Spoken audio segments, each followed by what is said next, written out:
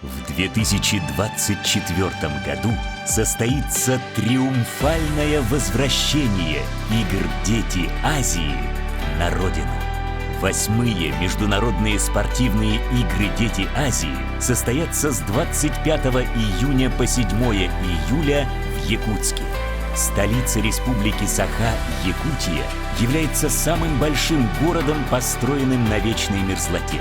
Именно в Якутске в далеком 1996 году впервые состоялись игры «Дети Азии». Они зародились в честь столетия современного олимпийского движения и продвигают его ценности: взаимоуважение, дружбу, развитие личности. Приветствуем 8-е международные спортивные игры «Дети Азии» на своей исторической родине – Якутске.